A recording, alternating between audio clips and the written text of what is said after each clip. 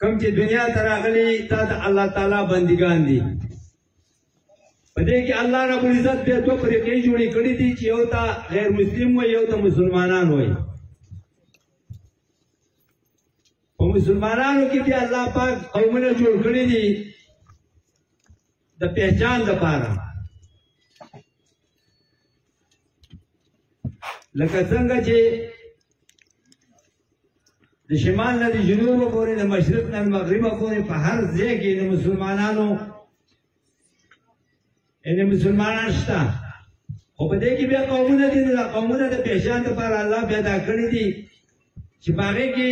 زمونږ داود خیل انګر هم یو قوم دی نو زما عزتمندو زمونږ دا راټولې د هر کار په دنیا کې یو مقصد یو غرض دی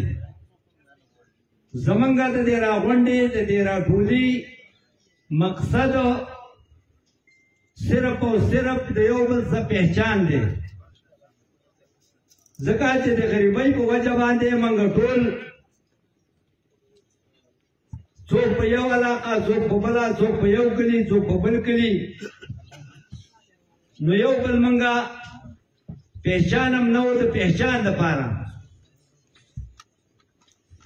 دا زمونږ دا راټولېده راغونډې صرف او صرف د پہچان دپاره دی خیرخواهي زمونږ د ټولو مسلمانانو زمونږ په زړه کې دا چې د هر مسلمان به موږ یعنې خیرخواهي او موږ به د هر یوه څومره د وس مطابق خدمت کوونکي یو د دې نه علاوه په کوم ځای کې چې موږ اوسېږو که په سلارزو کې دی که په ماموندو کې دی که په عثمان خیل کې دی که په ریاست کې دی او که په چارمن کې دی نو زما عزتمندو دغه د هر علاقې اوسېدونکی د هغه علاقې ورور هم دی سلارزي کې اوسېدونکی داود خیل د سلارزي ورور دی په مامون کې اوسېدونکی د مامون ورور دی په عثمان خیل کې اوسېدونکی داود خیل عثمان خیل ورور دی او په ریاست کې د ریاست دا ټول موږ ورونیو په دې کې صرف او صرف زمونږ د دې لپاره دا راغونډېدل دي چې په موږ کې کوم کمزوری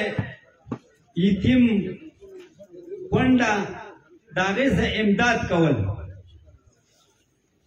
د تمام مخلوق سره خو علما کرام فرمایي چې د اول حق چې کوم دی د خپل رشته دار دی نو چې د سړي په خپله ورورۍ یا وراره او یا د ترې وي کونډه یې بیوه یتیم یې لاول حق د هغه دی او بیا د ټول هر مسلمان دی بلکې موږ په کوم ځای کې اوسېږو په هر ځای کې د هغه ځای مشر د هغه ځای ملک د هغه ځای عالم زما عزتمند او زما قدرمند دی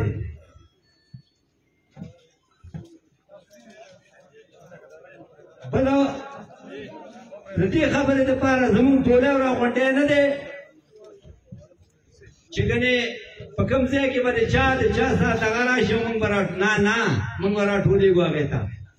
د هغې به موږ دا کوو چې زما یو وروري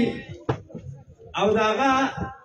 څوک پسې ظلم کوي موږ به ورځو سوال به کوو منت به کوو زاري به کوو د هغه علاقې خلکو ته به یې وکړو منت سماجت به د هغه یعنې نجات او د هغه سوال زاري به کوو د هغه نجات په خبره باندې چې دا کار نه هغه خلاصې وشي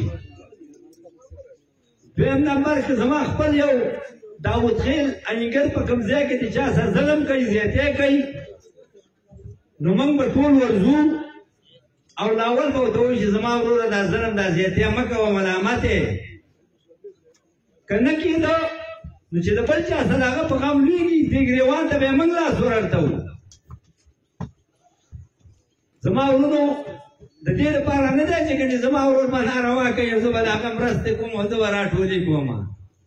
نه ټول مسلمانان په دغه لحاظ باندې ټول ورونه دي. زه به د هغه خپل ورور لاس نیسم او چې د بل چا څه په غم اوړي زه د ورڅه په غم دا ورور څه واورم خو چې دا بل د غم نه یې بچ کړم. نو زمونږ دا ټول کوم هر کردار چې کوو نو دا به زمونږ او کوم کار زمونږ و نو دا به زما عزتمند و زمونږ د حکومت پاکستان د قانون د دایرې دننه او د شریعت موافق د شریعت د دایرې نه دننه دا کارونه به موږ د دې دواړو د قانون او د اسلام په دایره کې دننه کوو. د دې نه بار انشاءالله چې د دې نه به یو حرکت زمونږ د اسلام او د قانون د دایرې نه بار نه وي. نو زه ډېر وخت نه اخلم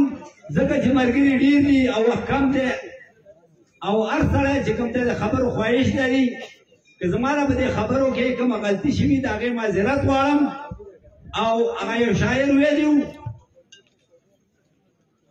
وایي هر قدم د بل دی چې راځې غونچې دې جوړې کا هر قدم د بل دی چې راځې غونچې دې جوړې کا موږ د ته زولۍ د انتظار ډکې نیولې دي